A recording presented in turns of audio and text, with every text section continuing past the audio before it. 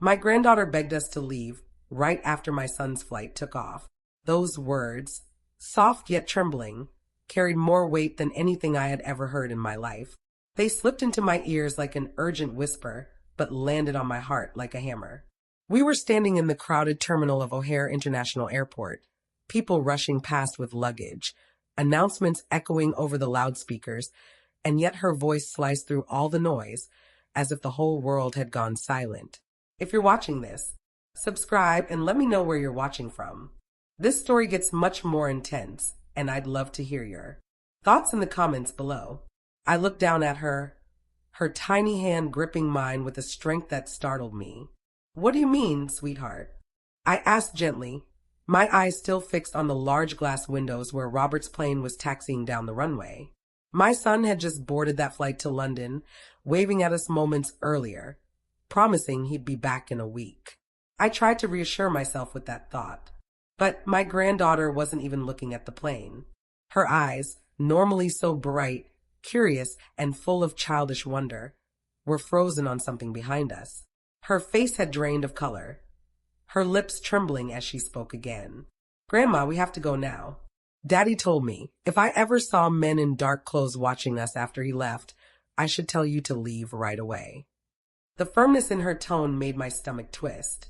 For 70 years, I had taught myself that children often spoke with instincts adults ignored. And now, hearing her, I felt that instinct burning through her words. I forced myself to glance over my shoulder, casually, pretending to check the departure board. That's when I saw them. 2 men in dark suits stood near the security checkpoint. Their faces looked ordinary, but their attention was anything but. They weren't travelers waiting for flights. Their stance was too stiff, their gaze too deliberate. They were watching us, not openly, but with the kind of control that made my heart race. Something about their presence stirred a memory I didn't even know I still carried. The deep, buried instinct that told me danger was near. "All right," I whispered, tightening my grip on my granddaughter's hand. "Let's get to the car. It's getting late anyway." I put on a calm smile, but inside I was shaking. We began moving through the terminal, not too fast, not too slow. I had lived long enough to know sudden movements only drew attention. She stayed glued to my side, her little stuffed rabbit clutched tightly in her other arm, her head pressed close to me. "Are they following us, Grandma?" she whispered, her voice breaking. I didn't want to look back again. "How did you know about them, darling?" I asked instead. Her reply was a whisper so fragile I almost couldn't hear it over the hum of the escalator. "Daddy told me. He said if I saw men like that, I should tell you we need to leave. He said not to use phones. He said the bad men can hear us." A chill ran down my spine. Robert wasn't a man given to paranoia. He was calm, logical, always practical. For him to give such specific instructions to his 7-year-old daughter meant only one thing. He knew he was in danger. And now that danger had reached us. The parking garage was dimly lit, half empty, with the echo of footsteps bouncing off the concrete walls. My sedan was parked on the 3rd level. As we approached, I noticed a black SUV with tinted windows idling 2 rows over.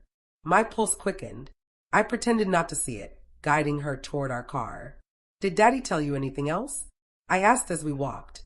She clutched her rabbit tighter and nodded. "He said if the bad men came, I should give you Mr. Carrots. He said Mr. Carrots has something important inside." My throat went dry. That toy had been her bedtime companion for years, its fur worn from love, its ears drooping. I never imagined it could hide anything other than comfort for her. "Okay," I whispered, unlocking the car and helping her into the back seat. I buckled her seatbelt and kissed her forehead, forcing a smile I didn't feel. Then I slid into the driver's seat and adjusted the mirror. That's when I saw them again. The 2 men from the terminal stepping out of the elevator, their eyes searching the garage. I didn't hesitate. I started the engine and pulled out, driving normally, not too fast. The black SUV began moving too, a few cars behind us. My granddaughter clutched the rabbit in silence, her eyes never leaving me. At the payment booth, I handed over cash instead of swiping my card. Robert's warning about avoiding phones now echoed louder in my mind. If they could trace calls, they could trace payments too. As soon as we reached the highway, I made a quick decision. Instead of taking the familiar route home to the suburbs, I veered off toward downtown Chicago. The streets there were confusing, full of traffic and turns. Maybe, just maybe, we could lose them in the chaos. I reached into the back. "Sweetheart, pass me Mr. Carrots." She hesitated, hugging the rabbit tightly. "Daddy said you'd know when to look." "Then I'll wait," I told her softly. My hands gripped the steering wheel so tight they ached. The SUV stayed behind us, too steady to be coincidence. My heart pounded with every turn. What had Robert gotten himself into? Why hadn't he told me directly? And why on earth would my own granddaughter be turned into a messenger for secrets I couldn't yet understand? The city swallowed us as I made one random turn after another, pretending like we were just another car moving with the flow of traffic. My hands gripped the steering wheel so tightly that I could feel the faint ache spreading into my wrists, but I didn't dare loosen my hold. In the rearview mirror, the black SUV never strayed far. Sometimes it slipped back behind another vehicle, but every time I changed course, it adjusted too. That wasn't coincidence. "Grandma," my granddaughter whispered, her voice so small it nearly vanished under the hum of the engine. "Are we going to be okay?" Her question pierced me in a way no threat could. She was only 7, yet she sat there with her rabbit clutched to her chest, her back pressed straight against the seat, as if bracing herself for something she couldn't name. Children shouldn't carry that kind of fear, but she carried it anyway, because she trusted her father, and now she trusted me. "We're going to be fine," I told her, forcing calm into my tone even though my pulse was drumming in my ears. "Your daddy told us what to do, and we're doing it. That means we're already ahead of the bad men."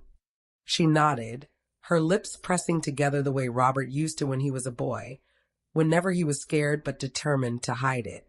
That resemblance cut through me, bittersweet and sharp, but I didn't let my face betray what I felt. I couldn't afford to let her see fear in me, not when she needed strength. I took a sudden right turn, plunging us deeper into the heart of downtown Chicago, where the lights blurred and the traffic grew thicker. My eyes caught sight of a hotel parking garage. Without hesitation, I pulled in. The machine spat out a ticket as I pressed the button, and I drove us down, into the belly of the building until we reached the lowest level. I parked in a shadowed corner, partially hidden by a thick concrete pillar. For the first time since leaving the airport, I allowed myself to exhale fully. "We'll stop here for a moment," I told her, shutting off the engine. "Just to think." She didn't argue. Instead, she handed me Mr. Carrots as though she had been waiting for me to finally ask again. The rabbit's fur was worn thin, its once white body now gray from years of love. Its button eyes stared at me, innocent and unchanging, even though I knew now it carried something far from innocent inside. I turned the stuffed animal over in my hands, running my fingers along its seams. At first, it felt normal like any old toy. Then I felt it, just the faintest line of stitching that didn't match the rest. My breath caught as I carefully worked the seam loose with my nails. "Is there something inside, Grandma?" she whispered, her big eyes locked on me. The seam gave way and I reached in. My fingers brushed against something hard, cold, and metallic. I pulled out a small USB drive, followed by a folded piece of paper. My heart lurched when I recognized Robert's handwriting on the note. His writing had always been precise, almost too perfect, the way he'd written out his homework as a boy, the way he signed official documents as a man. My hands shook as I unfolded the paper. "Mom, if you're reading this, it means things are worse than I could tell you." I couldn't explain face to face. They were watching me even at the airport. "You and my daughter are in danger now. This USB contains everything I've uncovered: financial corruption, illegal weapons deals, things that will destroy powerful people if it comes to light. Don't go home. Don't use credit cards or phones. They'll find you. Go to the downtown library. In the history section, find the book American Century by Evans. Page 187 will give you your next instructions. Trust no one except Thomas Miller at the Tribune. He's expecting the evidence. Keep her safe. I love you. Robert." The words blurred as tears filled my eyes. My son. My careful, logical, grounded son. For him to write this meant we were caught in something far bigger than I had imagined. He had handed me a mission I never asked for, one I didn't know if I could fulfill. But then I looked at my granddaughter. Her small fingers twisted into the fabric of her sweatshirt, her eyes searching my face for answers. "What did Daddy say?" she asked softly. I swallowed, folding the note carefully and slipping it into my pocket along with the USB. "He said we have to be very brave, sweetheart. He said we have an important mission, and we're the only ones who can finish it." Her lips parted slightly, and I could see the faintest glimmer of pride in her young eyes. "Like spies?" she asked. I managed a shaky smile. "Something like that." Before I could say more, the sound of tires squealing echoed in the garage. I froze, clutching the rabbit in one hand and the steering wheel in the other. Slowly, I lifted my eyes to the mirror. The black SUV had entered the garage. My heart slammed against my ribs. Their headlights swept across the concrete, glinting against the walls as they circled slowly. They were looking for us. I didn't move. I didn't breathe. My granddaughter reached forward, her little hand clutching my shoulder. Neither of us spoke. For a long, suffocating moment, it felt like the world had shrunk to just the sound of that engine and the pounding of my own pulse. Then, as if fate gave us one small mercy, another car turned into the garage, honking impatiently. The SUV moved to let it pass, continuing its slow loop. But for now, we were hidden behind the pillar. I started the engine again, my hands steady despite the storm inside me. I knew then that we couldn't stay. We couldn't hide. We had to keep moving, following Robert's trail, no matter where it led. "Grandma," she whispered, her voice trembling, "what do we do now?" I pressed my foot on the gas, guiding us toward a back exit. "We do what your daddy said," I replied. "We go to the library." The streets outside the garage stretched wide and glittering under the city lights, but to me, every shadow looked sharper. Every set of headlights felt like a predator waiting to strike. I drove carefully, forcing myself not to rush, even though every fiber of my body screamed at me to get as far from that black SUV as possible. My granddaughter sat quietly in the back seat, clutching Mr. Carrots against her chest, like he was the only thing keeping her steady. "Grandma," she said softly after a long silence, "is Daddy in trouble?" The question sank into me heavier than the steering wheel beneath my hands. I looked at her in the mirror, her small face pale but steady, her wide eyes carrying more maturity than any child should ever have to hold. I didn't want to lie, but I couldn't give her the truth in its rawest form either. "He's trying to fix something very wrong," I told her gently. "And sometimes fixing things makes powerful people angry. But that's why he trusted us. We're going to help him." She nodded, as if that explanation settled something inside her. She didn't argue. She didn't cry. She simply held the rabbit tighter, the way children often did when they understood more than they should. By the time we reached downtown, the evening had grown heavier, the tall buildings casting shadows that stretched like dark fingers across the streets. I parked 2 blocks away from the library, choosing a public garage where I could pay in cash. I took a quick glance at the mirrors before turning off the engine. No black SUV in sight, but that didn't ease the knot in my chest. Before stepping out, I rummaged through the trunk where I kept an emergency bag. Old habits from long Midwest winters. Inside were simple things: a light jacket, a baseball cap, some spare clothes. I gave the hooded sweatshirt to my granddaughter, pulling the hood up over her hair. For myself, I slipped on the cap and jacket. It wasn't much, but disguises didn't always need to be elaborate. Sometimes all it took was changing the way people expected you to look. "We're going to play a game," I whispered, crouching down to her level. "We're pretending to be different people for a little while, like actors in a play." Her eyes lit with a glimmer of excitement that cut through the fear. "Can I be Elsa?" she asked quickly, naming her favorite character. "And I'll be Anna," I said, smiling at her resourcefulness. "Sisters stick together, right?" "Right," she whispered, squeezing my hand. We walked toward the library, blending into the flow of pedestrians, my eyes flicking constantly across reflections in glass, scanning doorways, checking for anyone lingering too long. By the time we reached the steps, the massive stone building loomed above us like a fortress, its old architecture glowing under carefully placed lights. On any other night, I might have admired its beauty. Tonight, it was nothing more than a hiding place. Inside, the library buzzed with quiet activity. Students hunched over laptops, readers lost in newspapers, children tugging at parents near the shelves. It looked like normal life, untouched by the shadows chasing us. For a brief moment, I almost believed we could disappear here, melt into this sea of ordinary people. But we didn't come here to disappear.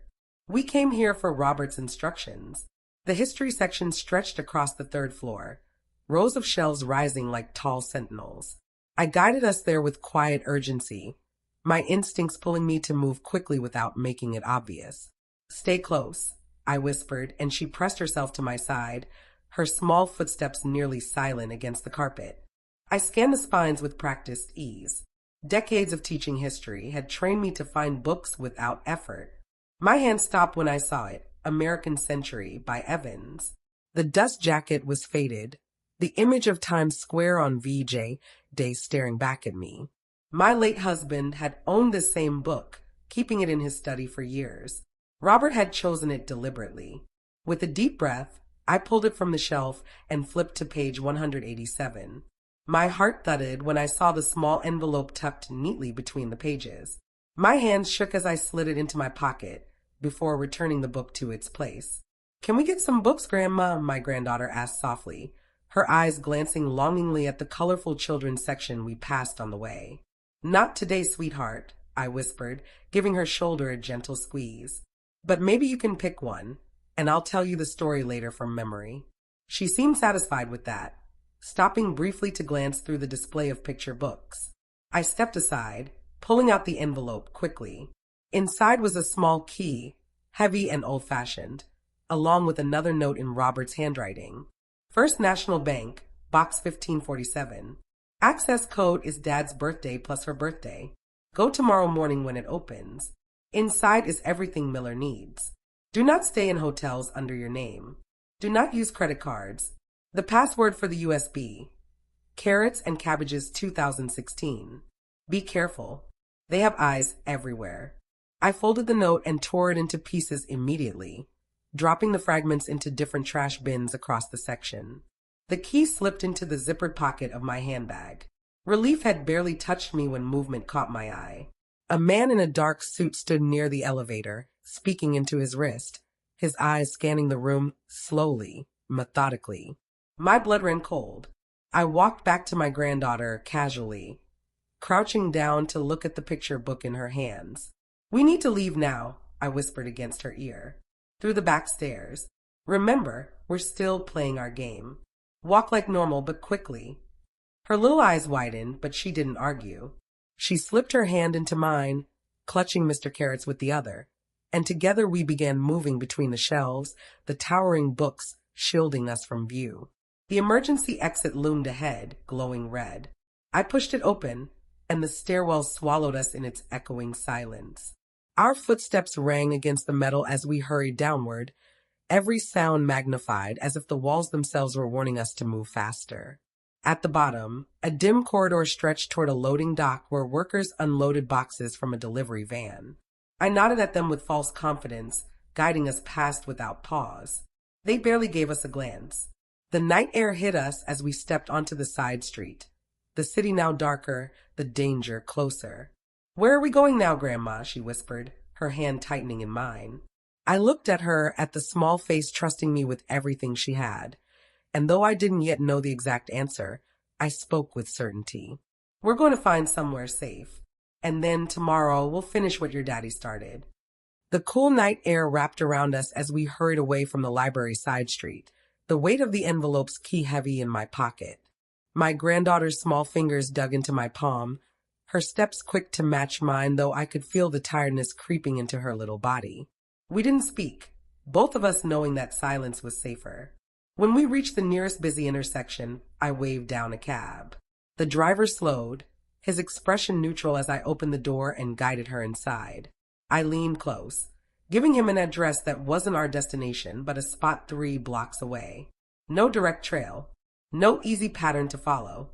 She leaned against me in the back seat, her stuffed rabbit pressed under her chin, the steady rhythm of the moving car lulling her towards sleep. For a moment, I almost wished she would drift off. But then her soft voice broke the quiet. "Grandma, are we winning our game?" Her question nearly shattered me. I smoothed her hair, forcing a gentle smile even though my chest was tight. "We're doing very well, sweetheart. You've been so brave. Your daddy would be proud." Her eyelids fluttered, but she didn't fall asleep. She kept holding my hand as if afraid I'd let go. The cab stopped at the drop-off point, and I paid in cash. From there, we walked quickly through the quiet streets until we reached the building I had in mind.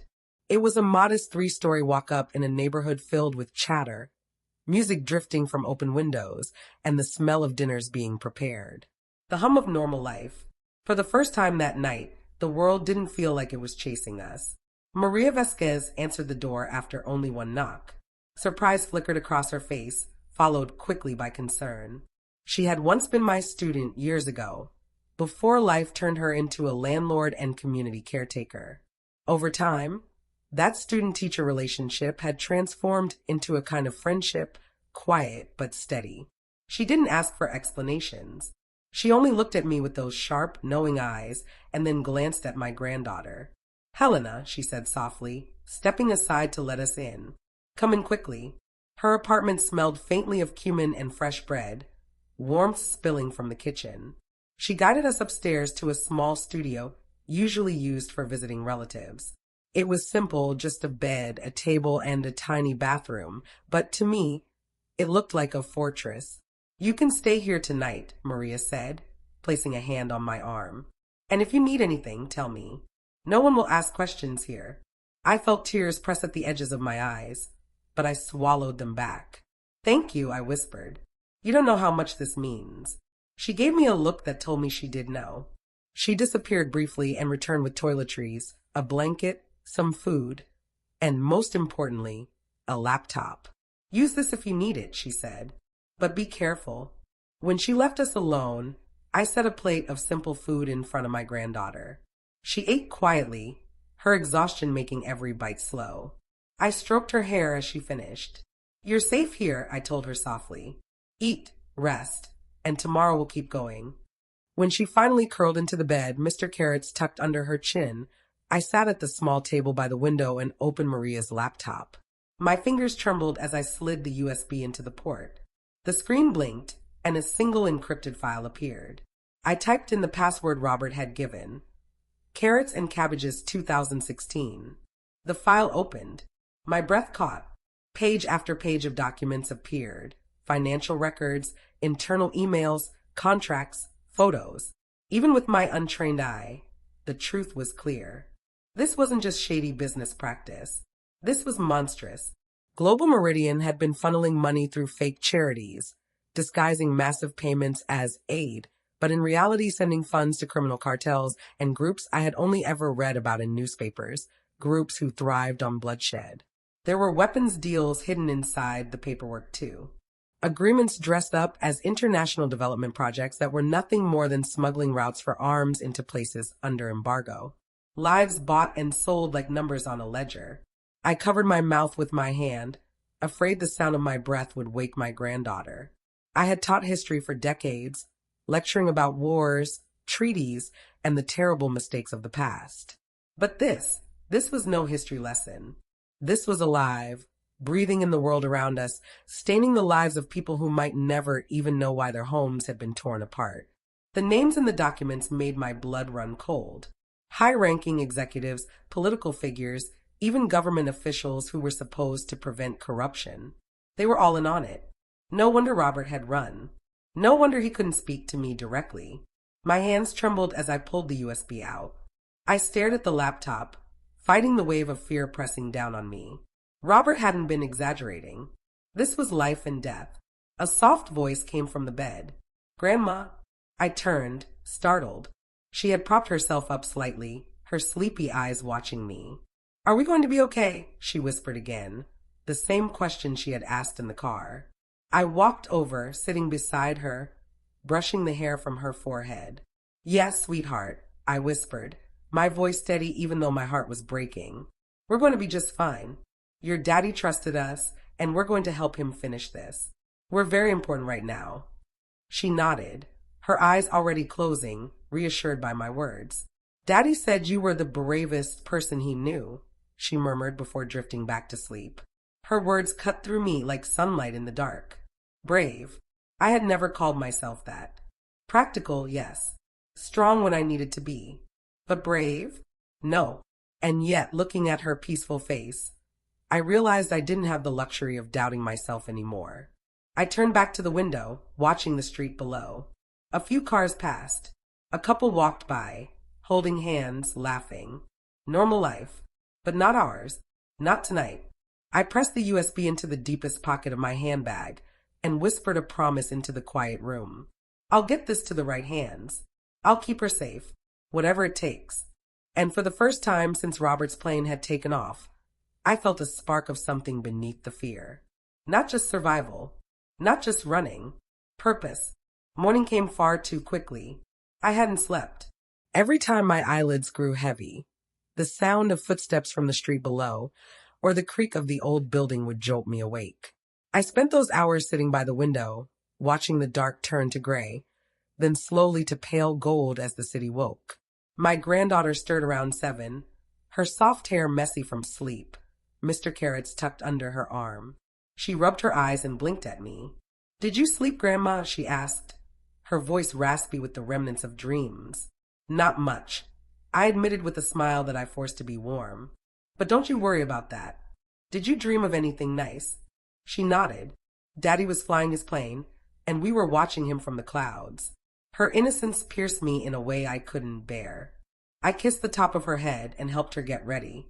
Maria had left some toast and eggs for us in the kitchen, along with fresh clothes she must have dug out from somewhere. Simple jeans and a sweatshirt for the little one, a plain blouse for me. They weren't ours, but that was exactly what we needed. No trace, no familiarity. By 8:30 we were ready. I tucked the USB and Robert's note into the lining of my handbag, where I had sewn a hidden pocket years ago. The old key to the safety deposit box rested heavy in my palm before I slipped it safely inside. Every item felt like it carried the weight of the world. Maria insisted on driving us part of the way. They'll be watching the buses, the trains, she warned. But no one pays attention to an old car like mine. I hugged her tightly before we left. You're risking so much, I whispered. She shook her head. You once told me in school that courage isn't about not being afraid. It's about doing the right thing even when you are. I never forgot that. Her words hit me with the force of memory. I had said those words decades ago, to a classroom full of teenagers who thought history was boring. And now here I was, being reminded of them by one of those same students who had grown into someone braver than I ever expected. The drive was quiet. My granddaughter leaned against the window in the back seat, humming softly to herself as if trying to keep her own fear at bay. Maria dropped us 3 blocks from the bank, her eyes meeting mine one last time. Be quick, she said. And if anything feels wrong, run. I nodded, squeezing her hand. Then we stepped onto the sidewalk, the morning air crisp, the city buzzing with commuters and honking horns. The First National Bank rose ahead of us, tall and gleaming, its glass doors reflecting the traffic. To anyone else, it was just another financial building. To me, it was the next step in Robert's desperate trail. Remember our game? I whispered to my granddaughter, straightening her hood. We're just ordinary people. Nothing special. She gave a tiny nod, clutching Mr. Carrots close to her chest. Inside, the air smelled faintly of polish and paper, the hum of printers blending with the shuffle of customers waiting in line. My pulse quickened as I approached the counter. The clerk, a middle-aged woman with glasses perched on the tip of her nose, offered me a polite smile. I need to access my deposit box, I said quietly, sliding the key across the counter. She checked the key, nodded, and asked for identification. My breath hitched, but I had come prepared. I handed over Robert's secondary authorization card he had once given me just in case. She typed into her computer, nodded again, and gestured for me to follow. My granddaughter stayed pressed to my side as we moved down a quiet hallway to the vault area. The clerk unlocked the thick door with practiced ease, leading us into the chilled, echoing room where dozens of small boxes lined the walls. The sound of the heavy door closing behind us echoed like a warning. "Box 1547, she said, gesturing. My hands trembled slightly as I slid the key in and turned it. The lock clicked, and I pulled out the narrow metal drawer. The clerk politely stepped away, giving me privacy. Inside the box was a manila folder thick with papers, along with another small flash drive. A chill shot through me as I realized Robert had created backups, layers of safety. I pulled them out quickly, slipping them into my bag. Then I noticed a sealed envelope addressed simply, "For Mom." My throat tightened. I wanted nothing more than to open it right then, but instinct screamed at me to wait. Not here. Not under fluorescent lights where anyone could see. I replaced the drawer, locked the box again, and forced a calm smile at the clerk. "Thank you." She nodded, escorting us back through the long hallway. My granddaughter's little hand was warm in mine, her eyes darting curiously at the marble walls and chandeliers above us, oblivious to the tension coiling tighter in my chest. When we stepped back into the main lobby, my breath caught. 2 men in dark suits stood near the entrance. Different faces from last night, but the same sharp stillness, the same predatory watchfulness. Their eyes swept the room, pausing for just a second too long when they glanced in our direction. I squeezed my granddaughter's hand tighter, my smile frozen in place.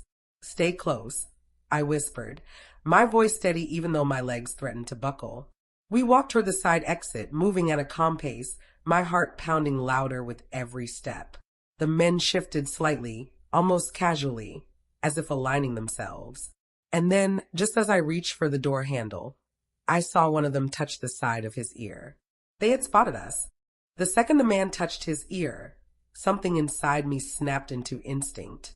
I didn't hesitate, didn't think, didn't even breathe. I simply acted.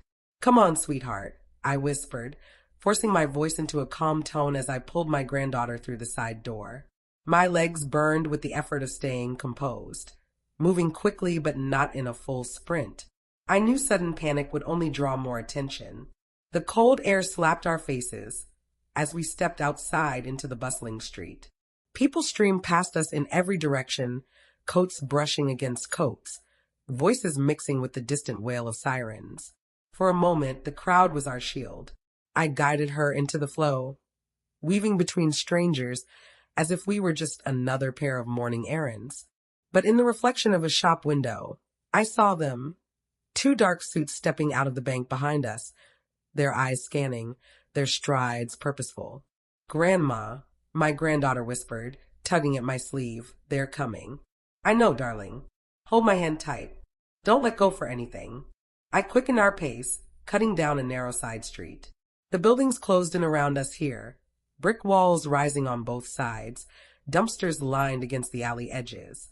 The noise of the main street dulled, swallowed by the echo of our footsteps. And then I heard it.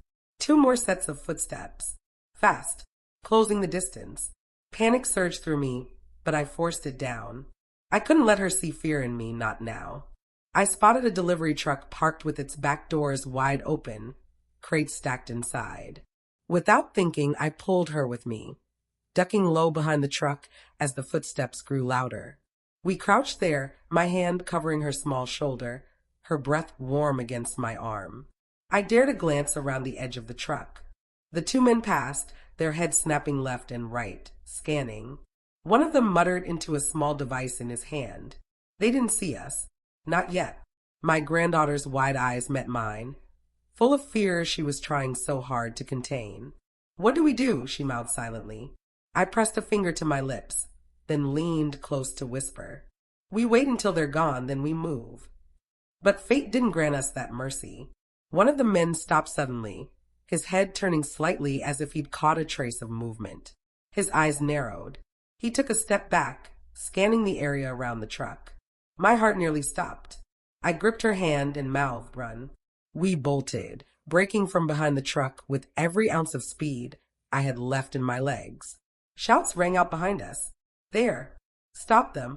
We tore through the alley, my granddaughter's shoes slapping against the pavement, her grip on my hand unbreakable. The men's footsteps thundered after us, closer than I dared imagine. My lungs burned, but I didn't stop. At the end of the alley, the street opened again, alive with honking cars and pedestrians. Without thinking, I darted into the crosswalk, weaving between taxis as horns blared. A driver leaned out, yelling something I didn't even hear. I was too focused on the pounding chase behind us. "Grandma," my granddaughter cried, but she didn't falter.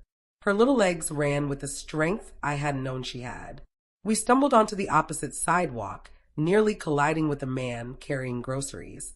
I muttered an apology, dragging her along, slipping into a crowd heading toward the subway station.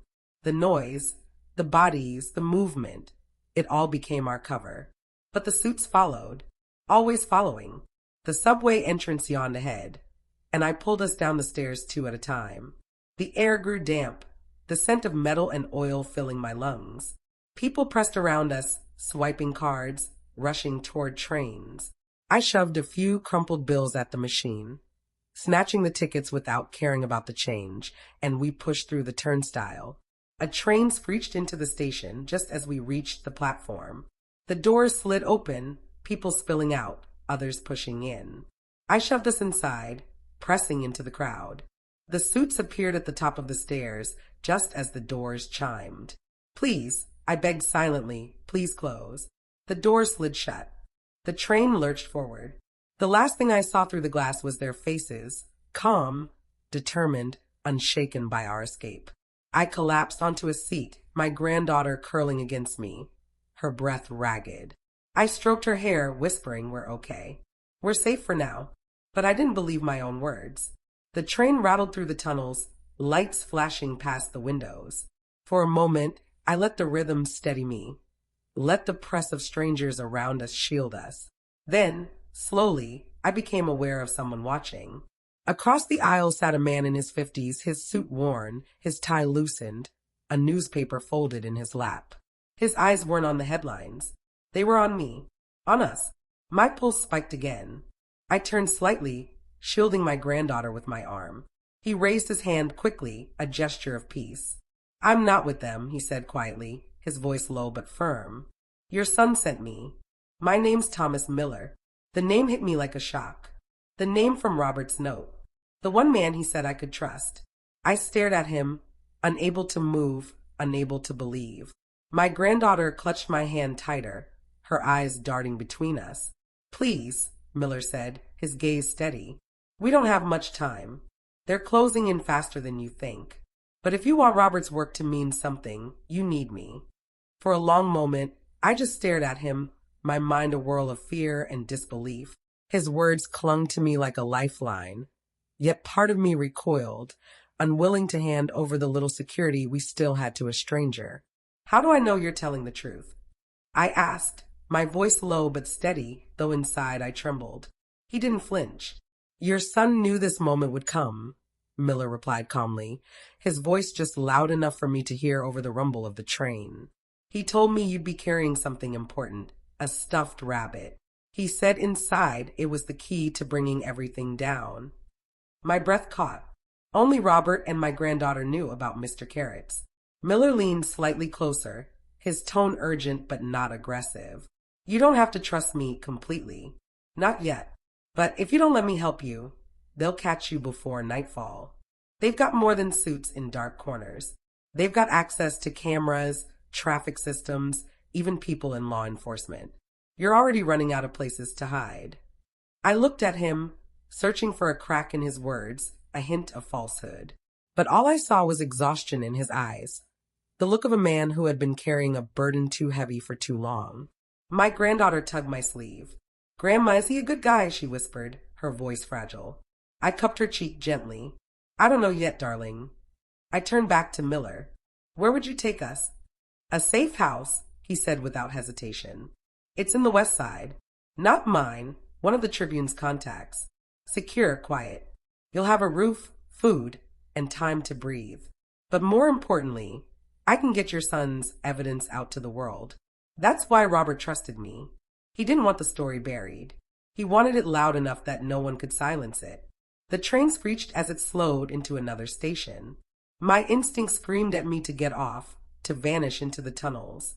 But another voice inside, the same one that had guided me since the airport, whispered that Robert had left us this exact name for a reason. All right, I said finally, though my words carried the weight of a mountain. But if you betray us, if you put her at risk. I won't, Miller said firmly. His eyes didn't waver. I've got kids of my own. I know what's at stake. We rode in tense silence until the train reached a less crowded stop.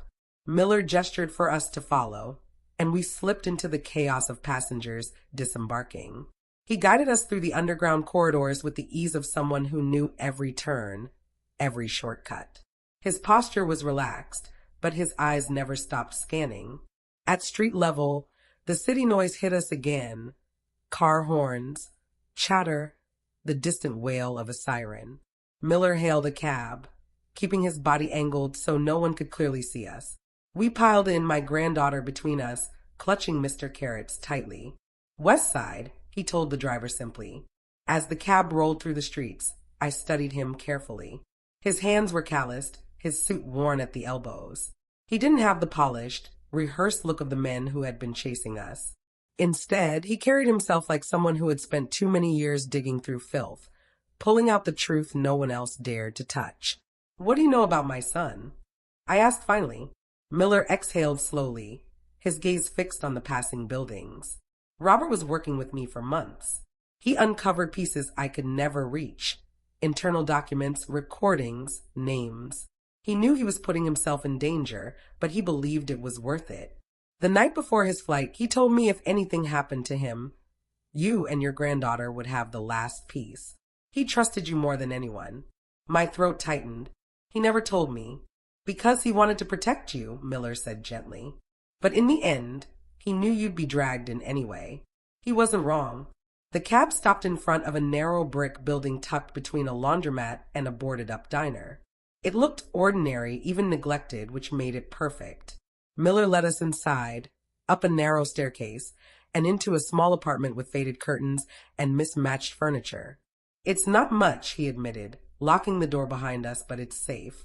The windows are covered, and no one comes here unless I say so. I guided my granddaughter to the couch, where she curled up instantly, exhaustion pulling at her small body. I draped a blanket over her and kissed her forehead. Her trust in me was so absolute. It terrified me more than the men outside ever could. Miller set his bag on the table, pulling out a battered laptop. I'll need the files, he said quietly. My hand instinctively went to my bag, to the hidden pocket where the USB and papers lay. My heart pounded. I had carried them through alleys, past men in suits, through sleepless nights. Handing them over felt like letting go of Robert himself. You'll have them, I said slowly, but only when I know you're truly on our side. He met my eyes without flinching. That's fair. He pulled a small envelope from his own pocket and slid it toward me. Robert gave me this for you. He said you'd know if it was real. My breath caught. I opened it with trembling fingers. Inside was a photograph, Robert as a boy, holding a kite, standing in the same park we had visited every summer. On the back was scrawled in his unmistakable handwriting, "Tell Mom the kite always flew higher when she held the string." Tears blurred my vision. Only Robert and I knew that memory. Only we knew how, when his kite kept crashing, I had taken the string and steadied it until it caught the wind. It was real. I looked up at Miller, my chest aching. All right, I whispered. I'll trust you. For now. He nodded once, his expression solemn. Then we'd better work fast. Because trust me, they won't stop.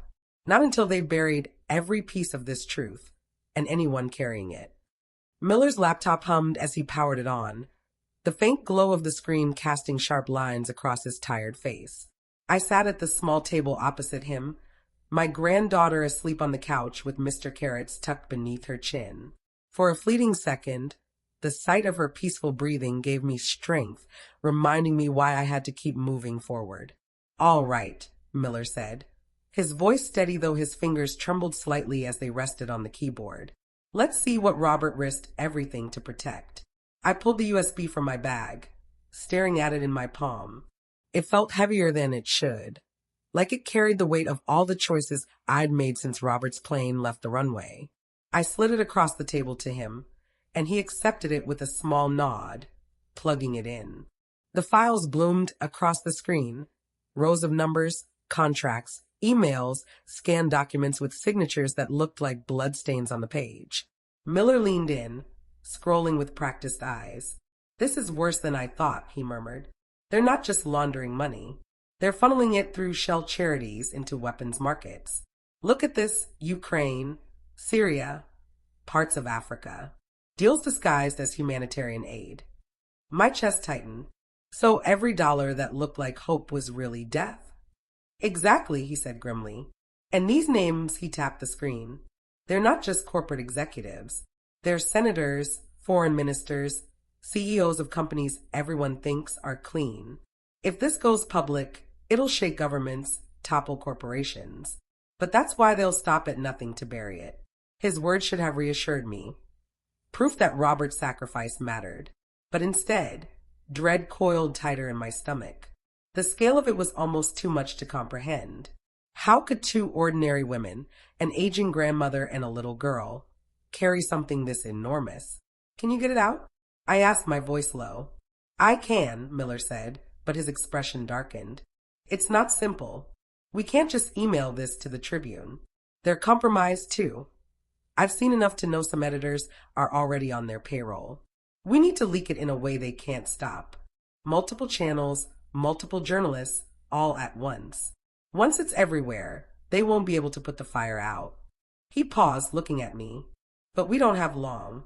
I can feel the net tightening. As if to prove his words, a faint noise drifted from outside, the slow roll of tires over gravel. I moved to the window, carefully pulling back the edge of the curtain. My heart froze. A black sedan sat across the street, its engine idling. Two men inside. They weren't pretending to be anything but what they were: watchers. "They found us," I whispered. Miller joined me, his jaw tightening. "Damn. They must have tracked the USB signal. Some of these drives are tagged, even when encrypted. Robert warned me about that." He ran a hand through his hair, thinking fast. "We can't stay here." My granddaughter stirred on the couch, her eyes opening sleepily. "Grandma," she murmured. "What's happening?" I forced my voice into calmness. "Nothing, sweetheart. Go back to sleep." But my hands shook as I pulled the blanket tighter around her.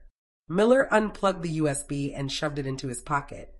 "We've got two choices," he said quickly. "We run now and maybe lose them for a little while.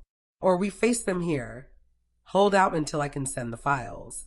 But if they storm this place," his eyes flicked toward my granddaughter. He didn't need to finish. I looked at her small body curled under the blanket, her trust in me absolute even in half sleep. The thought of her caught in crossfire made my chest ache so badly I could hardly breathe. "We run," I said firmly. Miller nodded, already stuffing his laptop into his bag. "There's a contact nearby. A church basement, Father Daniel's. He's been sheltering people for years. They won't expect us to hide in a place like that. If we can get there, I can use his old landline to make secure calls. No signals to track." We moved quickly.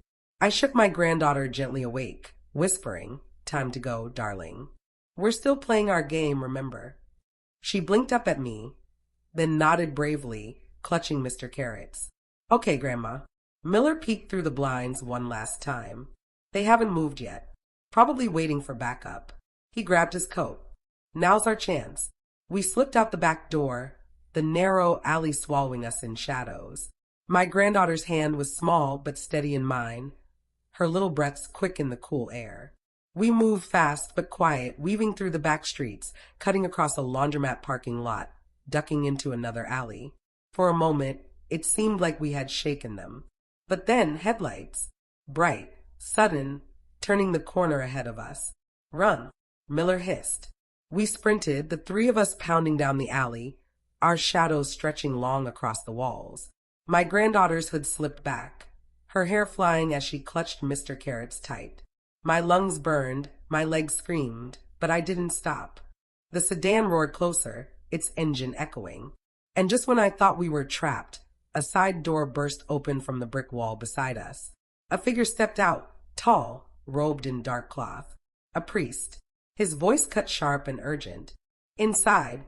Now." Miller grabbed my arm, pulling me toward the open doorway. We stumbled inside, just as the headlights washed over the alley, the door slamming shut behind us. The priest locked it fast, his eyes grave as he turned to us.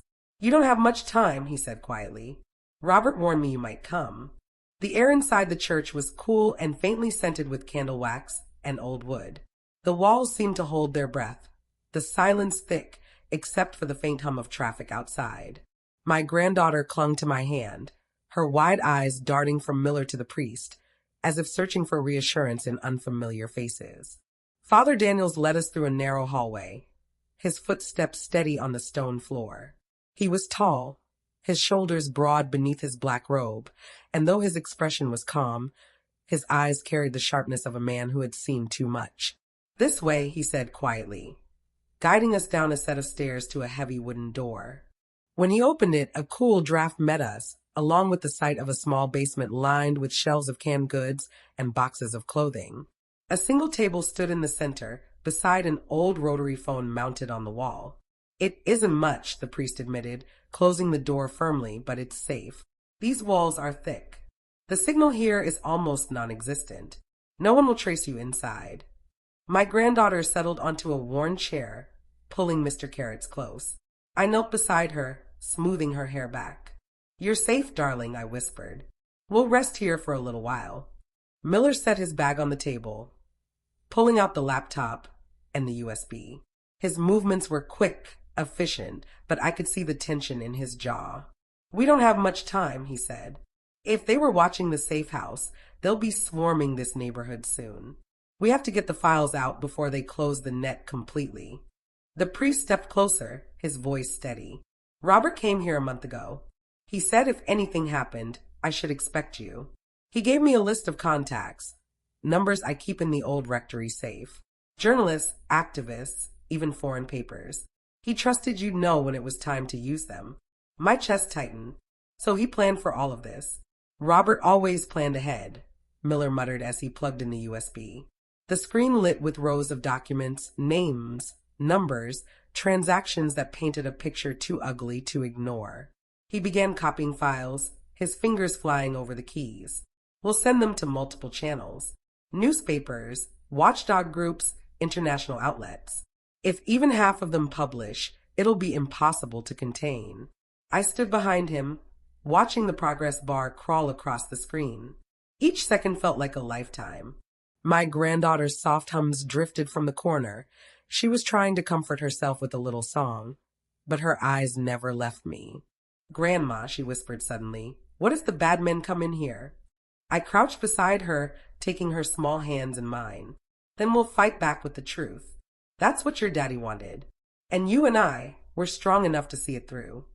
She nodded bravely, though her little lip trembled. She pressed Mr. Carrots to me. "Hold him too, Grandma. He makes me feel less scared." My throat tightened as I held the worn rabbit for a moment, then handed it back. "Thank you, sweetheart. But you're the bravest one here." The priest moved toward a cabinet and pulled out a leather-bound ledger. He flipped through it quickly, then handed a slip of paper to Miller. "Numbers, encrypted codes, Robert's network. They're waiting." Miller glanced at it, then back at the screen. "This will work." He inserted the second flash drive, the one from the deposit box, and started transferring data onto it. "Redundancy," he explained without looking up. "We scatter the evidence everywhere. Even if they destroy one copy, there'll be a dozen others." For the first time, a sliver of relief touched me.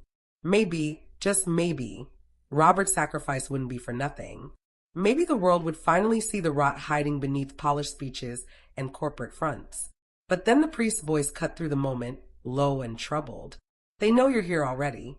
My heart lurched. "How?" He held up a small radio scanner, its static crackling with faint voices. "Police bands. They're reporting suspicious activity near the West Side Rectory. Someone tipped them off." Miller's head snapped up. "That's impossible. I didn't contact anyone yet." A heavy silence fell between us, broken only by the hum of the laptop. My eyes flicked between them. Miller bent over the files, the priest standing tall with the scanner in hand. Suspicion pricked at the back of my mind. Someone had betrayed us. "Are you saying one of us?" I began, but stopped, unwilling to finish. The priest met my eyes firmly. I don't betray the people I vowed to protect. But the enemy has ears everywhere. Maybe the safe house was already tagged. Maybe your son was followed before he left. I don't know. What matters is that they'll be here soon. Miller swore under his breath, pulling the drive out and shoving it into his pocket. We've got enough for the first wave. It's not all of it, but it's enough to blow the door open. We need to move. Where? I demanded, my voice shaking. Somewhere they won't look, Miller replied quickly. Transit station. Too much movement for them to track. We put you on a bus out of the city while I upload the files remotely. No, I said sharply. I'm not leaving you with this alone. Robert trusted me too. This doesn't leave my hands. Our argument died when a sound rattled the basement window, a faint scrape, like metal against glass. My granddaughter stiffened, her eyes going wide. They're here, the priest whispered.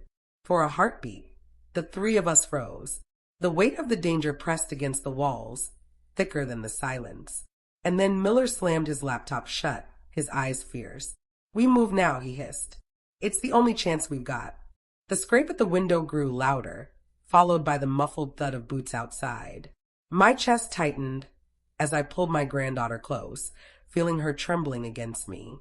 The priest moved toward the door, his tall frame a silent shield, while Miller yanked the flash drive from his pocket and slipped it into my hand. If they take me, he whispered urgently, you run. Get this out. Promise me. I gripped his wrist. No, we finish this together. The door shuddered under a sudden blow. Another. Dust drifted from the frame. My granddaughter whimpered softly, her little hand clutching Mr. Carrot's as if the worn rabbit could fight back the shadows pressing in. The priest moved quickly, pulling up a loose floorboard near the back wall. There's a tunnel, he said sharply. Old passage, built during Prohibition. It leads to the next block. Without hesitation, Miller scooped up his laptop and ushered us toward the gap. I lifted my granddaughter through first, her small frame slipping into the darkness, then followed, my knees aching against the wood, but my heart pounding too hard to notice. Miller ducked in last, pulling the board back into place just as the basement door burst open above us. Voices shouted, boots thundered, but we were already crawling through the narrow passage, the stale air thick with dust and the faint smell of earth. My granddaughter crawled ahead of me bravely, her little voice whispering, We're still winning, Grandma. Yes, sweetheart, I whispered back, my throat tight. We're still winning. The tunnel opened into a storm drain that spilled us onto a deserted alley 2 blocks away. The night air rushed around us, sharp and cold. For a brief moment, silence hung heavy, the kind of silence that follows survival. We can't keep running like this, I said, gasping. They'll hunt us forever.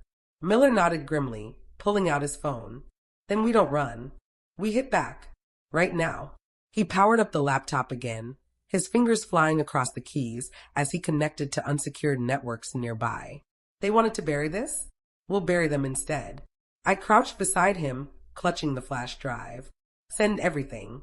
Not just to the Tribune. Everywhere. The world deserves to see it all. And he did.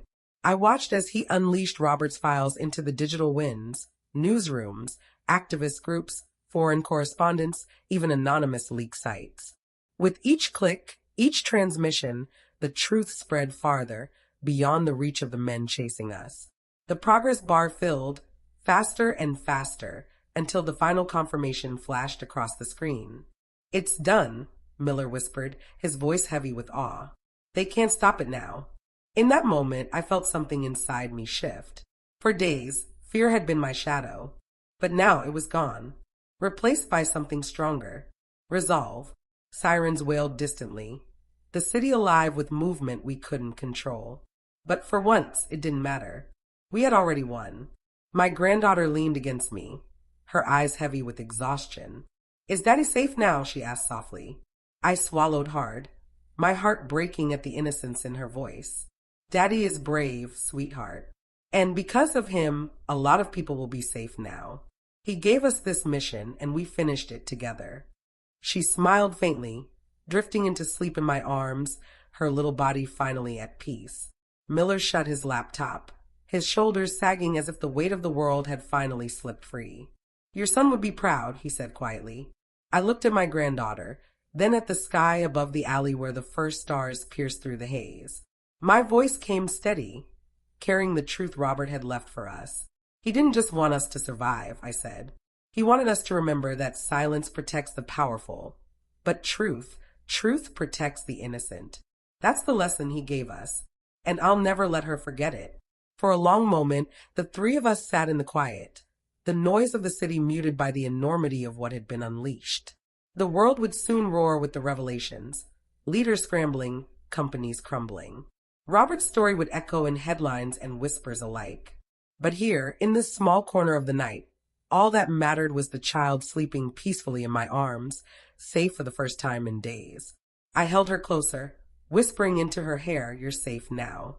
We did it. And for the first time since the plane took off, I let myself believe it.